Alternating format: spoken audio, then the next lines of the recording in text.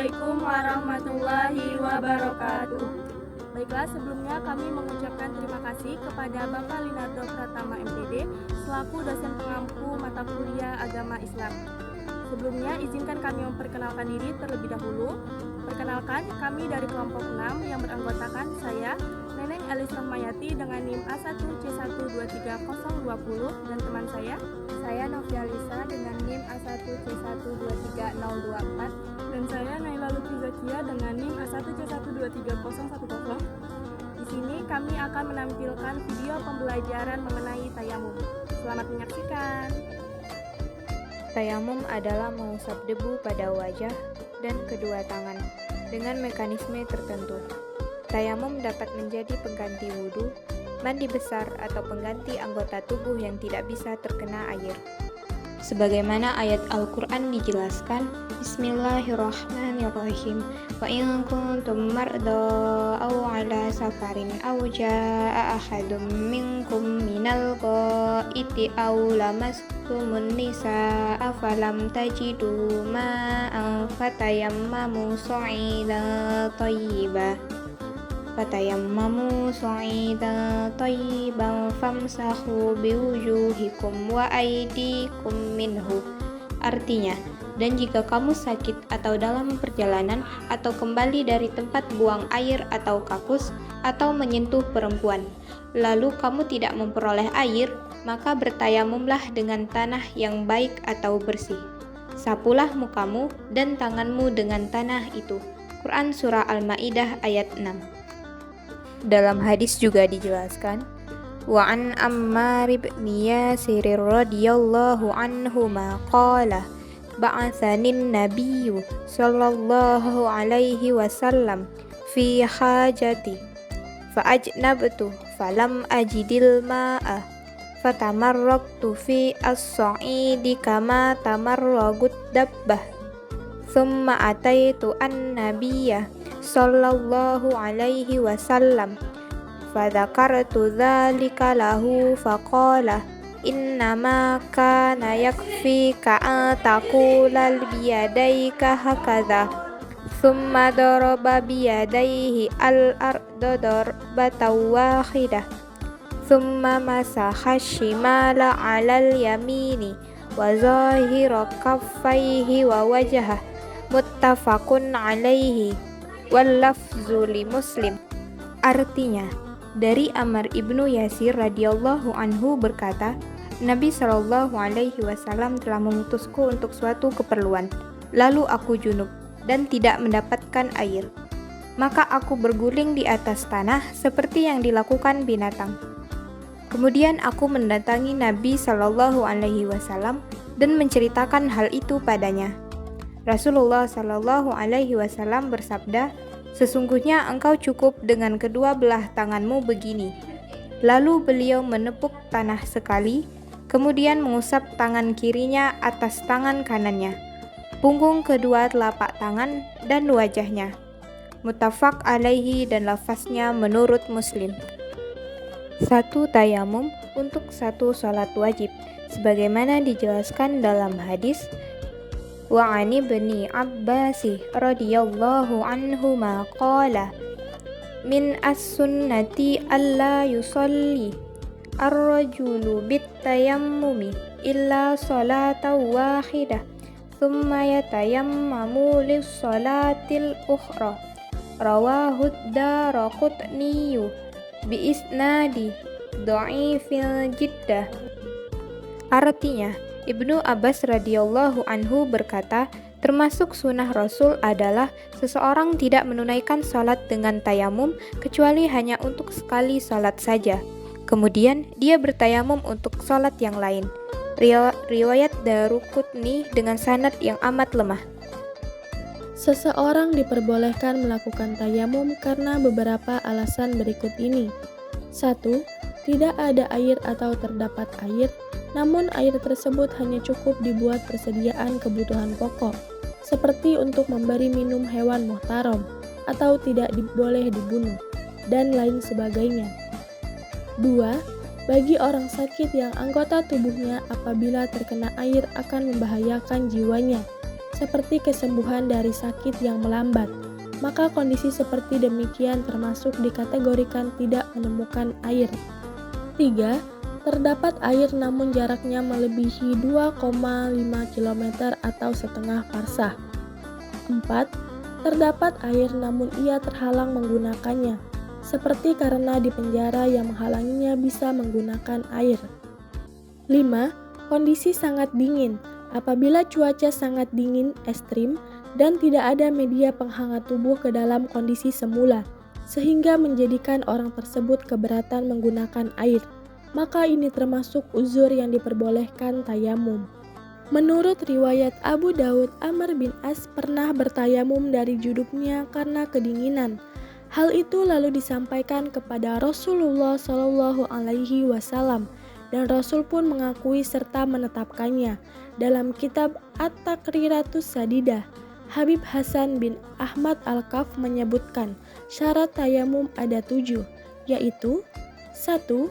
Tayamum harus menggunakan debu yang suci, tidak terkena najis, mensucikan, tidak bekas tayamum sebelumnya, tidak mustakmal, debu terbuat dari tanah murni yang tidak tercampur dengan benda lain, seperti tepung, semen pasir, atau sejenisnya, berupa tanah kering bergemuruh yang bisa menempel ke anggota tayamum. Kedua, penggunaan debu ke anggota tubuh harus berdasarkan kesengajaan orang yang bertayamum.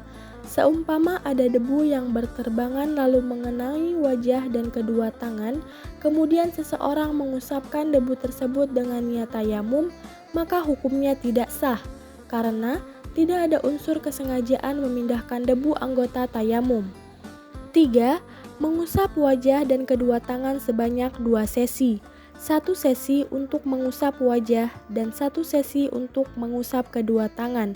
Seumpama seseorang menggunakan kain yang lebar, lalu dilumuri debu sekali saja, namun cukup untuk meletakkan debu ke wajah dan kedua tangan sekaligus, maka hukumnya tidak sah, karena pengambilan debu hanya 1 sisi saja. 4.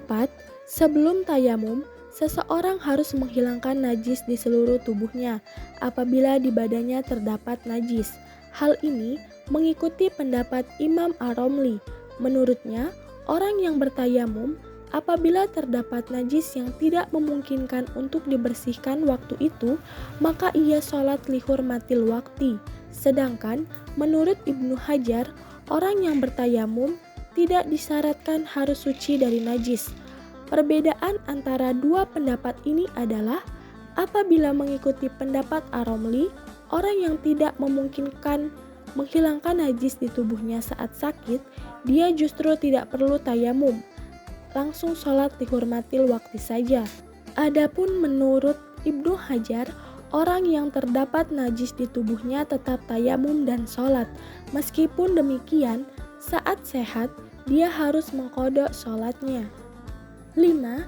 Menurut Ibnu Hajar, seseorang yang akan bertayamum harus sudah mengetahui di mana arah kiblat untuk sholat nanti yang akan ia lakukan. 6.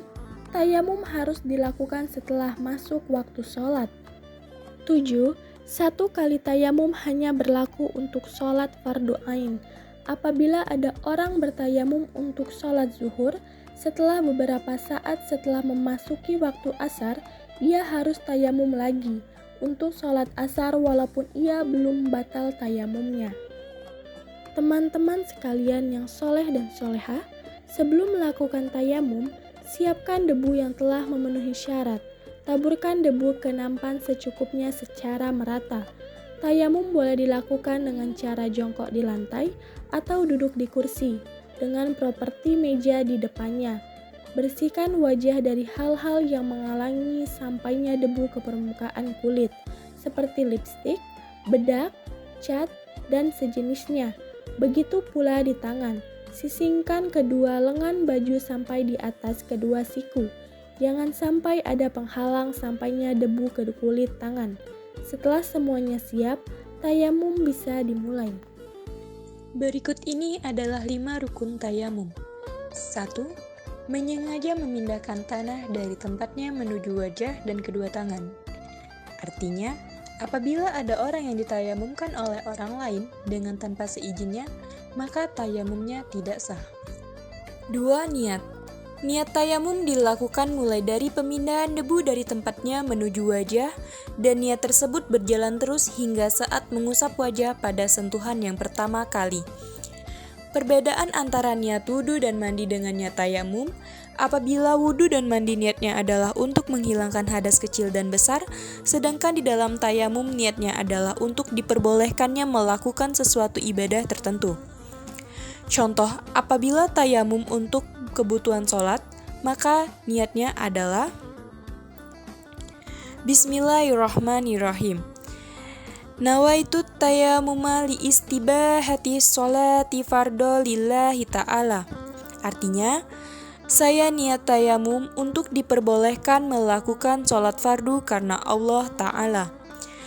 Apabila tayamum untuk melakukan tawaf, maka niatnya adalah Bismillahirrahmanirrahim.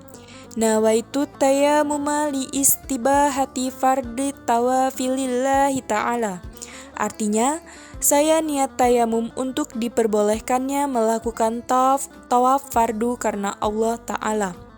Apabila seseorang niat tayamum untuk sholat fardu atau tawaf wajib, maka ia hanya bisa memanfaatkan tayamumnya untuk satu fardu dan segala hal yang membutuhkan tayamum, seperti menyentuh mushaf, sujud syukur, dan lain sebagainya.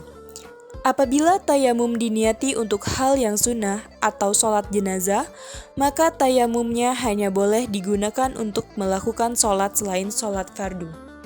3. Mengusap wajah secara menyeluruh. Setelah orang yang bertayamum mengambil debu di nampan sebelum diusapkan ke wajah, kibaskan atau tiup debu yang ada di tangan supaya debu yang akan diusapkan tidak terlalu tebal.